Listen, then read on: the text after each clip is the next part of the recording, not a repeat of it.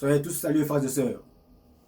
Frères et sœurs, ivoiriens, ivoiriennes, africains, africaines, que la grâce de Dieu vous couvre. Mais j'aimerais prononcer un petit peu sur la profanation, hein, sur la tombe de notre cher regretté Didier Arafat. J'aimerais aller très vite, comment on appelle, droit au but. Dans un premier temps, je condamne cet acte-là. C'est inacceptable. D'accord? Et c'est condamnable. Mais en même temps que cela est inacceptable et condamnable, je condamne aussi la falsification. Je condamne aussi le mensonge. Je condamne aussi la tromperie. Et je condamne aussi le faux et usage de faux. Il faut être juste. Quand on vient parler d'un sujet, on ne prend pas une moitié de cola pour faire un sacrifice. Est-ce qu'on est d'accord? Aussi longtemps qu'on condamne l'acte, la profanation du tombeau de notre très cher regretté Didier Arafat, au même moment aussi, il faut avoir le courage de pouvoir condamner aussi ce qui est en face et qui a provoqué ce que nous avons vu et ce à quoi nous avons assisté. D'aucuns diront que c'est ce qu'ils disent les internautes, ou bien ce sont les vidéos qui ont entraîné cela. Non, c'est faux, c'est n'importe quoi.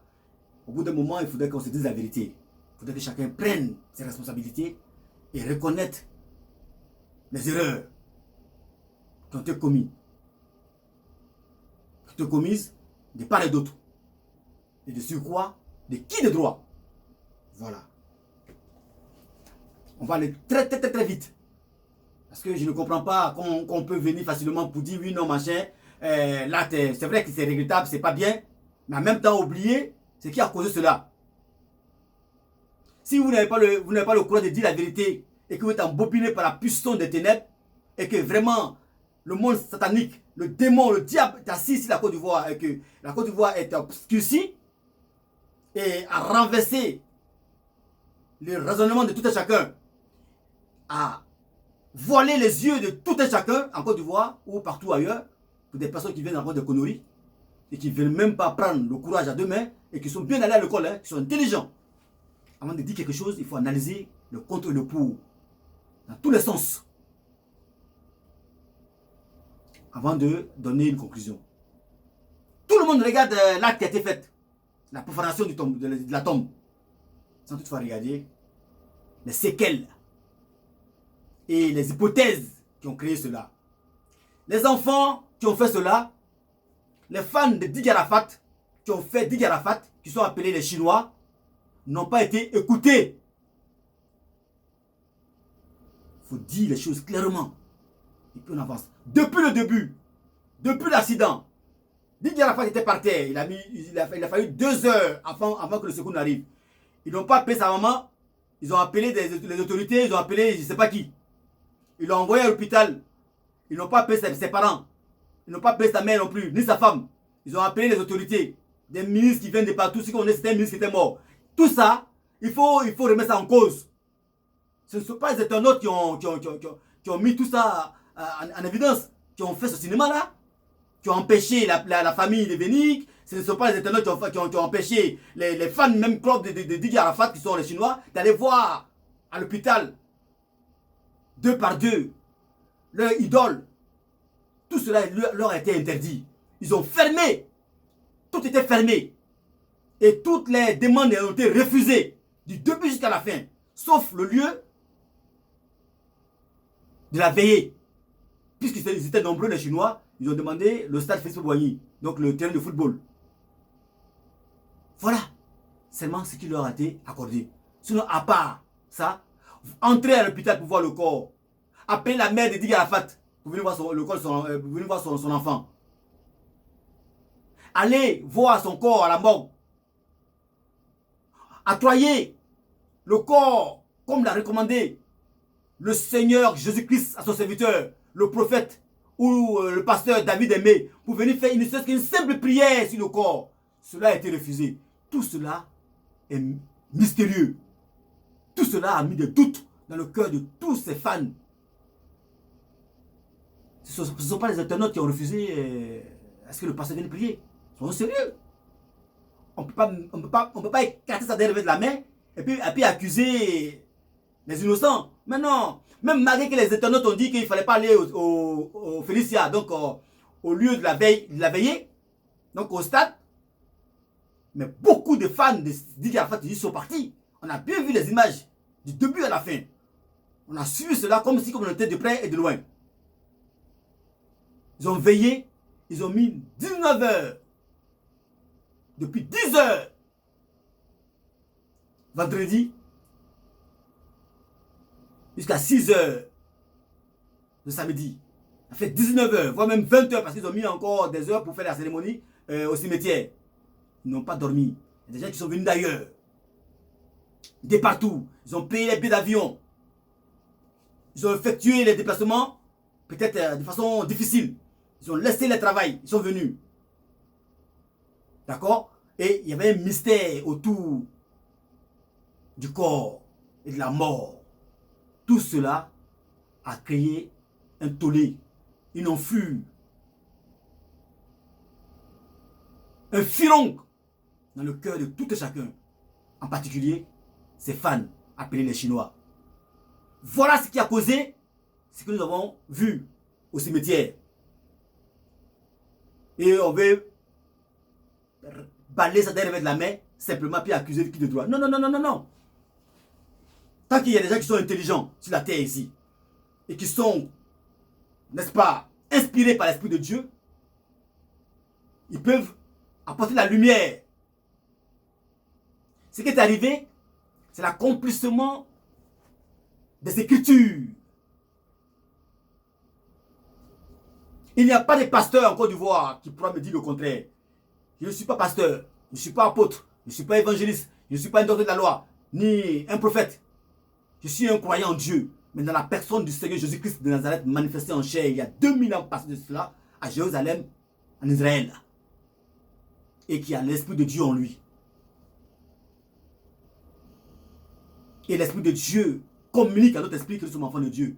Elle nous enseigne, elle nous corrige, elle nous dirige, elle nous instruit, et elle nous édifie, et elle nous permet d'avoir la lumière sur tout ce qui se passe. Ce qui s'est passé au cimetière, sur la tombe de notre très cher regretté, dit Arafat, je le regrette. Et je condamne ça. Mais, en même temps que je condamne cela, je ne suis pas d'accord avec le mensonge, avec la falsification, le faux usage de faux. Il ne faut pas oublier cela. Et avez-vous oublié que Dieu s'est introduit dans cette affaire? Voilà comment l'homme oublie Dieu. À tout bout de champ, personne ne se soucie de Dieu. Personne ne se soucie des dits de Dieu. Tous ont oublié que Dieu avait introduit sa main, sa bouche à cette affaire. Et il a envoyé son serviteur, le prophète ou le pasteur Aimé David. Peu importe ce que vous pouvez dire sur lui. Même s'il est faux, dépasse sa foi, selon Matthieu 17, verset 20, si quelqu'un a de la foi comme un grain de sénévé, il pourra dire à une montagne, déplace-toi d'un point A à un point B, et cette montagne vous obéira. À cause de ce verset, à cause de ce verset, à cause de ce verset, dans la Bible, qui est la parole de Dieu, obligatoirement, quelque chose allait se passer. Et je poursuis encore avec un deuxième verset pour enfoncer le clou. Qu'est-ce que nous dit Jésus-Christ de Nazareth? Dans Jean 14, verset 12, Jésus-Christ de Nazareth dit ceci de sa propre bouche. Celui qui croit en lui fera des plus grands miracles que lui. Voici encore un autre verset qui prouve que, effectivement, même si le pasteur était faux, n'était pas de Dieu, il fallait tout simplement le laisser prier. Car c'est une révélation qui vient de la part du Seigneur Jésus-Christ de Nazareth. Tous les pasteurs qui sont en Côte d'Ivoire ne sont pas de Dieu. Dieu l'a démontré par A plus B. Qu'ils ne sont pas remplis de mon esprit. Je ne les connais pas. Ce ne sont pas des pasteurs que j'ai choisis moi. Parce que c'est Dieu qui choisit les pasteurs, les apôtres, les évangélistes, les docteurs de la loi, les prophètes. 5 ministères C'est pas quelqu'un qui vient de lui-même, qui se proclame pasteur ou révérend. Non. Alors, puisqu'il y avait des ténèbres, la puissance des ténèbres sur la Côte d'Ivoire, le monde mystique a envahi la Côte d'Ivoire. Le diable s'est mis nu, s'est déshabillé et a posé ses fesses sur la Côte d'Ivoire. Toutes ces grosses fesses-là, le diable, il a obscurci la Côte d'Ivoire. Et effectivement, Dieu ayant eu pitié de nous, a fait un clin d'œil à la Côte d'Ivoire. Un signal pour dire, attention, ce pays-là est à moi. Mais, tous ceux qui disaient qu'ils étaient de moi, m'ont lâché, ils m'ont oublié. Ils ont divorcé avec moi. Et ils sont allés se marier à nouveau avec le diable, Lucifer. Parce qu'ils cherchent tous des biens matériels, l'or et l'argent. Alors je reviens à la parole de Jésus-Christ de Nazareth. Tant que les pasteurs ne feront pas le travail, les hommes de Dieu ne feront pas le travail, mais Dieu suscitera d'autres personnes pour apporter la lumière. La mort de Didier Arafat était mystique, était vraiment mystique, et c'était un mystère. Il y a eu beaucoup d'hommes qui sont morts en Côte d'Ivoire. Il y a il y a deux mêmes pasteurs qui sont morts il y a quelques mois passés en arrière. Didier Arafat et puis l'apôtre Dao Suleiman. Il n'y a pas eu de rumeurs de résurrection. Des hommes de Dieu, hein.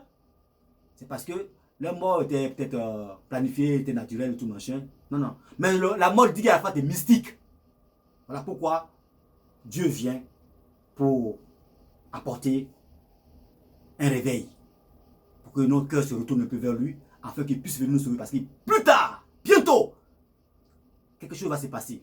Donc, puisque Dieu a envoyé son serviteur, donc le prophète aimé David, et que personne n'a cru et n'a eu foi en Dieu, parce que personne n'est fidèle à Dieu en Côte d'Ivoire, et que la parole de Dieu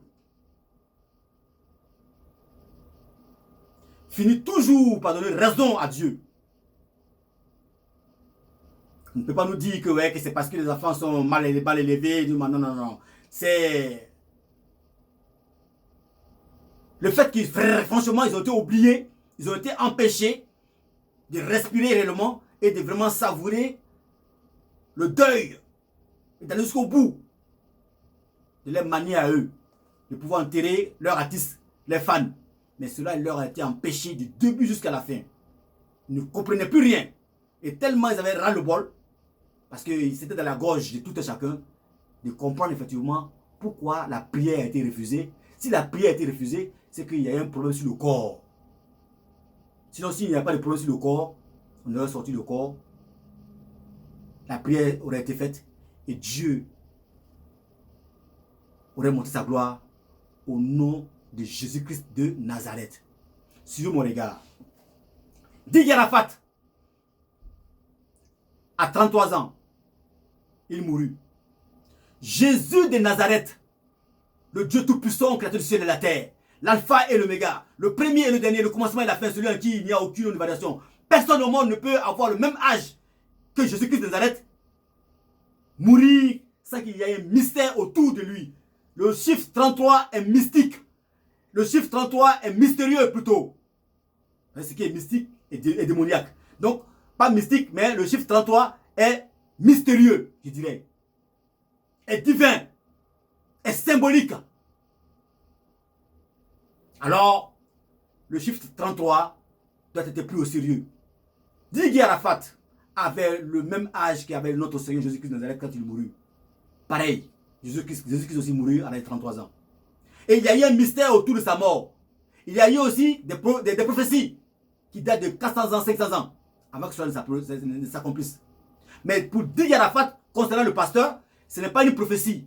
Parce que les pasteurs de Côte d'Ivoire, les soi-disant pasteurs, je dis même pastèques, ou des révérends, qui se disent révérends, ou des bishops qui se disent bishops, qui ne sont même pas capables de pouvoir expliquer la parole de Dieu en tant que soi-disant homme de Dieu, pour mettre la différence entre une révélation et une prophétie. Une prophétie, c'est une parole qui vient directement de Dieu pour annoncer un mystère, un événement qui doit arriver et qui doit obligatoirement s'accomplir. Quel que soit alpha, ça c'est une prophétie. Mais qui est transatée par un serviteur de Dieu appelé pasteur, prophète, révérend ou plutôt évangéliste ou docteur de la loi. Par un homme, un croyant, un chrétien, un christianisme. Voilà, c'est ça une prophétie. Mais c'est pas ce qui a été dit au sujet de Didier Arafat. Le pasteur, mais le prophète n'a pas dit que j'ai reçu une prophétie, mais j'ai fait une prophétie. Une prophétie, c'est fait directement dans une église à haute voix et poussé par l'Esprit de Dieu. Il parle. Mais il ne vient pas faire une annonce. Il parle directement à tout le monde. Ainsi dit l'Éternel. Didier Arafat serait ressuscité. C'est moi l'Éternel qui le dis. À tel jour, tel jour, tel jour. Le 4e jour, le 5e jour ou le 6e jour. Voici une prophétie. Mais ce n'est pas ce qui a été dit. Donc ne confondez pas prophétie et puis une révélation. Lui, le pasteur, il a reçu une révélation. D'accord? Tu peux voir une vision, tu peux avoir... Parce que la Bible nous dit que l'Esprit de Dieu rend témoignage à notre esprit que nous sommes enfants de Dieu. Donc l'Esprit de Dieu communique à notre esprit. Et peut nous faire voir des images, peut nous faire voir des choses. Il peut nous parler. Il fait même un capteur d'écran. Soit au sommeil ou je sais pas, donc par révélation ou même par songe. Voilà. Donc, voilà ce qu'il y a eu le pasteur. C'est pas pareil. Mais la révélation, ce qui est dit, n'est pas forcément une prophétie qui doit s'accomplir obligatoirement. Une révélation, c'est lorsque Dieu ouvre les yeux de quelqu'un et qu'il voit un événement et tout machin qui doit arriver. Et en même temps, il donne des recommandations pour pouvoir éviter ça au cas où les choses où c'est dit ont été respectées. Il y a une condition. Or, dans la prophétie, il n'y a pas de condition. Que tu le veuilles ou non, ça va s'accomplir. D'accord? Voici la différence. Comme vos pasteurs, ou là où vous partez, ne vous expliquent pas la parole de Dieu correctement. Ils vous parlent seulement que d'argent, d'argent, d'argent. Comment réussir, comment s'enrichir. C'est comme on dit que c'est avec l'argent qu'on doit gagner le ciel. Mais le paradis. Il faut expliquer la parole de Dieu. Il faut le dire l'essentiel. L'essentiel, c'est comment être sauvé, comment avoir une place pour ton âme au ciel après la mort de ton corps ici bas sur terre. Sinon, les biens matériels, là, Dieu dit ça vient après. Voilà pourquoi il a dit dans Matthieu 6, 33, cherchez premièrement le royaume et la justice de Dieu d'abord. Et toutes choses vous seront données par-dessus tout. Et Matthieu 6, 19, il dit, ne vous amassez pas de trésors dans ce monde où la teigne et la rouille détruisent, où les voleurs percent et dérobent, mais amassez-vous plutôt des trésors dans le ciel. N'est-ce pas? En quoi est-ce que les pasteurs viennent nous parler d'argent, d'argent, d'argent? Avec ces deux versets-là, ça balaie tous les conneries, tous les mensonges. Venez, on va prier pour vous, venez, on va faire. Donc, ce ne sont pas des pasteurs, ce sont des commerçants, ce sont des businesseurs, oui, ce sont des hommes d'affaires. Voilà, donc Dieu nous l'a démontré par David Aimé, qu'il allait chercher dans un bidonville là-bas. Il veut dire que tous ceux qui sont en Côte d'Ivoire, qui disent qu'ils sont pasteurs, hommes de Dieu, qui sont hypés, qui font du bruit, Dieu dit qu'il ne les connaît pas. À travers le pasteur là, il ne le connaît pas. Voilà, donc, puisque la Côte d'Ivoire est obscurisée par la puissance des ténèbres, il n'y a plus de foi. Même les dévanciers, même ceux qui guident, qui dirigent les églises, ils sont tous noyés par les mystiques. Les mystiques les ont achetés. Et ils les ont mis dans les bateaux. Voilà pourquoi ils ne disent rien. Il y a des trucs qui se passent en Côte d'Ivoire. Il y a des gens qui sont décapités, les enfants qui disparaissent. Ils ne disent rien, puisqu'ils sont mouillés eux-mêmes. Alléluia. Donc Dieu vient nous faire un clin d'œil pour nous dire attention et que la foi soit en vous. Croyez en moi. Si je vais démontrer par A plus B ma puissance et ma gloire. Mais ils ont tous repoussé d'un revers de la main et chassé Dieu. Et ils écoutent et ils croient beaucoup au diable et aux hommes. Voilà. Donc pour vous démontrer que c'est la continuité de la parole de Dieu qui s'accomplit. Quel que soit alpha, Dieu est le premier et le dernier. Le commencement et la fin. L'alpha et l'oméga. Le premier est celui-là même qui termine toujours ce qu'il a commencé. Il a voulu simplement nous montrer qu'il y a un mystère, il y a un problème sur le corps. Voilà pourquoi il est passé par son serviteur pour nous demander de prier.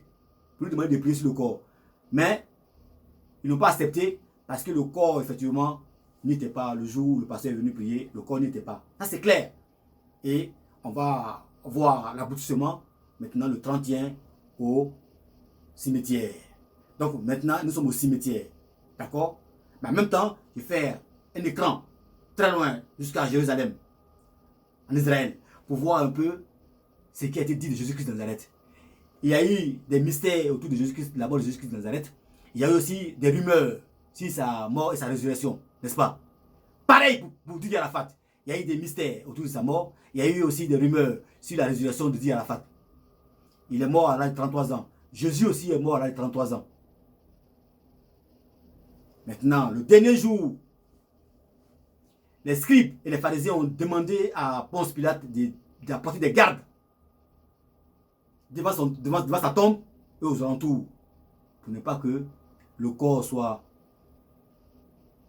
kidnappé, volé, ôté de la tombe par ses disciples ou sa famille. Et effectivement, Ponce Pilate leur a permis, ils ont mis des gardes là-bas, ce qui n'a pas été fait au niveau de William Civil à Abidjan en Côte d'Ivoire, à Djamé, pour Didier Arafat. C'est la tombe de Didier Arafat.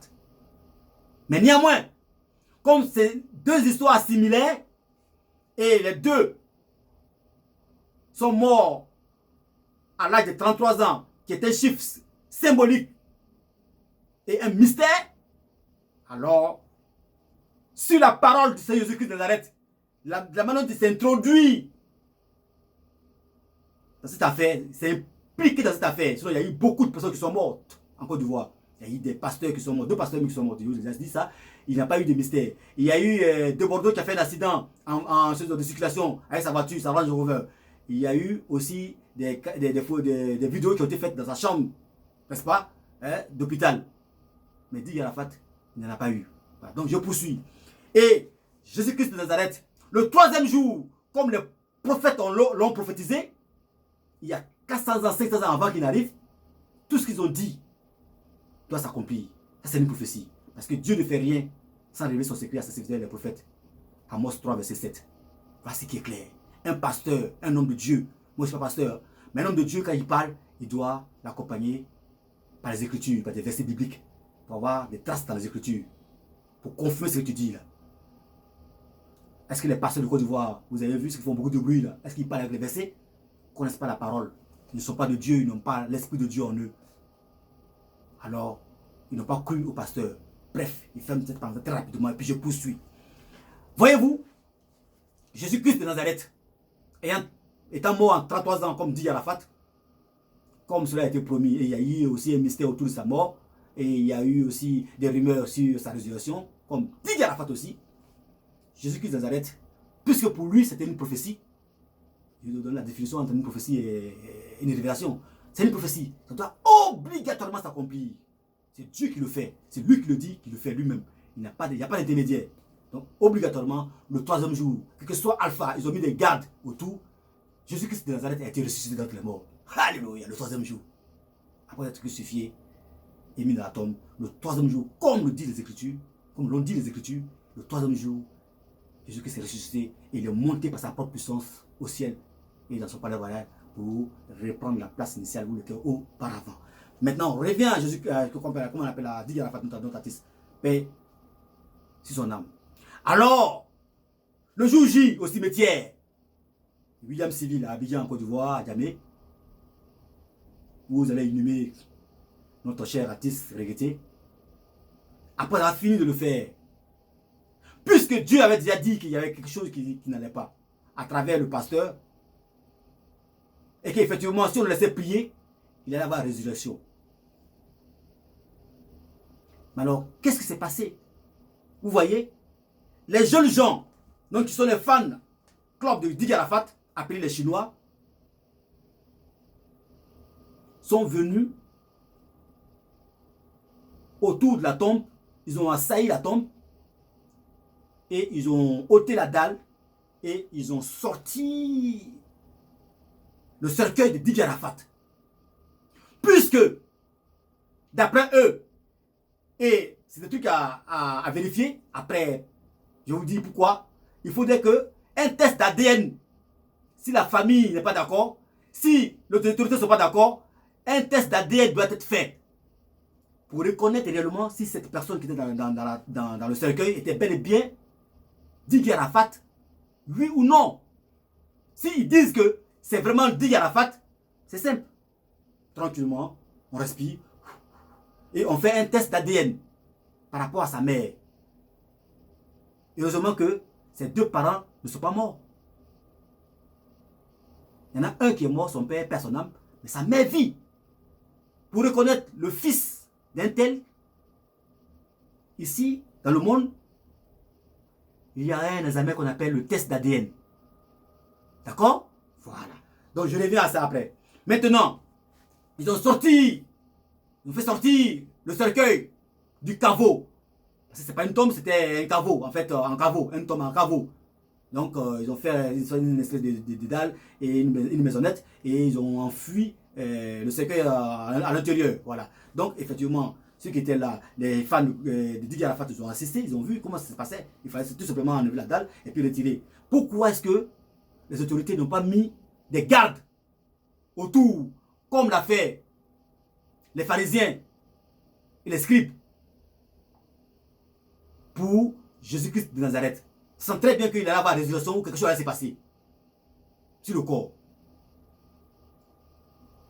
Donc ce qui est arrivé pour Jésus-Christ de Nazareth, normalement doit être fait pour Didier Arafat. Mais ils ont oublié un détail. C'est ça qu'ils ont oublié parce que tout ce que Dieu fait, il laisse toujours les gens oublier quelque chose.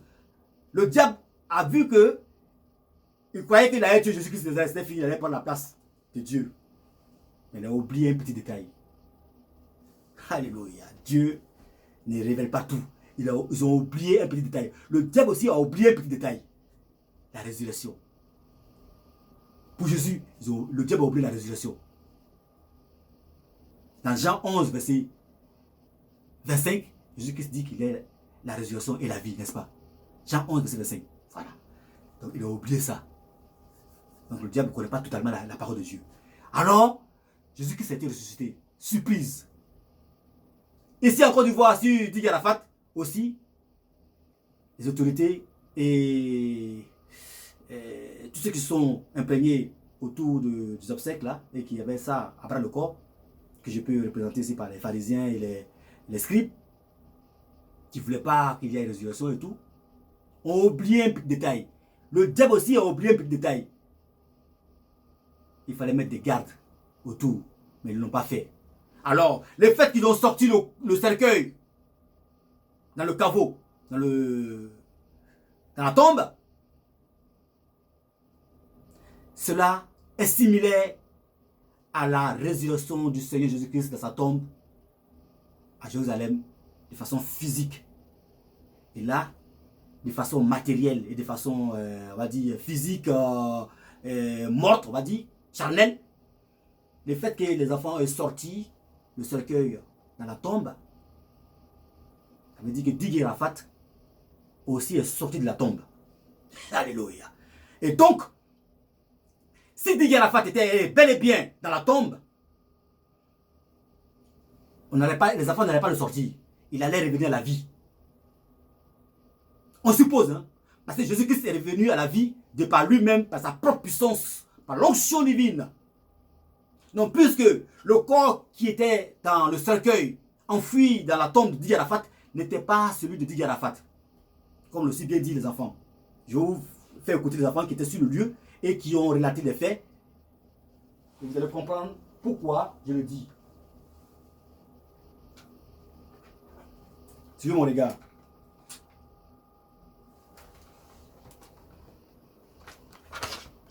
Voici les enfants qui étaient sur le lieu. Écoutez ce qu'ils vont dire. Hein.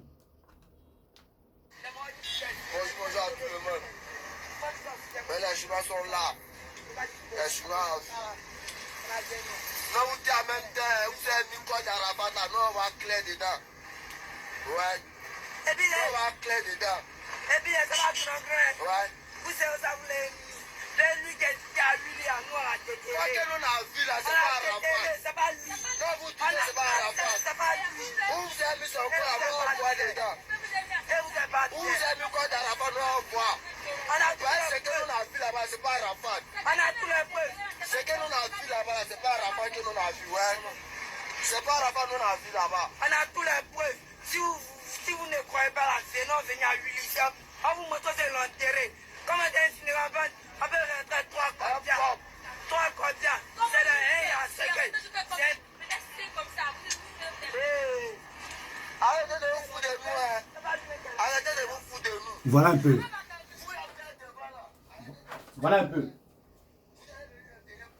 Donc voilà un peu ce que disent les enfants. Hein? Et maintenant, je vais vous porter la parole de Dieu qui nous dit que tous ceux qui se sont opposés à la parole de Dieu, donc à la prière du pasteur, la Bible dit qu'ils sont confondus en eux-mêmes. Donc, on va lire la parole de Dieu ici. Psaume 25, verset 3. Tous ceux qui espèrent en toi, donc en Dieu, ne seront point confondus. Mais ceux-là, donc ceux qui n'espèrent pas en lui et qui ne croient pas en Dieu, seront confondus parce qu'ils ne sont pas fidèles. Ils ont une fidélité, une infidélité sans cause. Voilà. Donc, ici, Psaume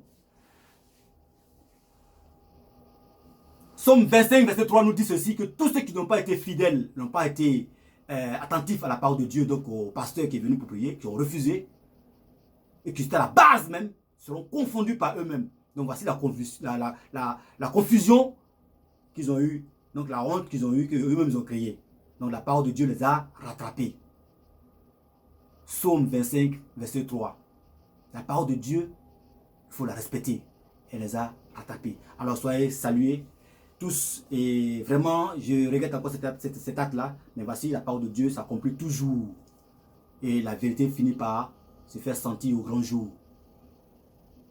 Donc maintenant, si ce qu'ils disent les enfants qui ont déterré le corps de Di Arafat, ils sont en faute, mais s'ils sont en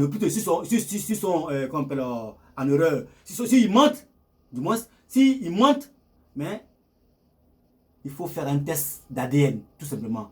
La mère de Di Arafat, avec le corps qui était dans la tombe ou bien dans le cercueil, là, pour voir clair cette affaire, si effectivement, ils sont sûrs que c'est le corps, il a simplement à faire un test d'ADN. Je vous remercie. Que la grâce de Dieu vous couvre. Tous, dans le nom précieux de notre Seigneur Jésus-Christ de Nazareth. Amen. Amen. Amen. Soyez bénis et protégés.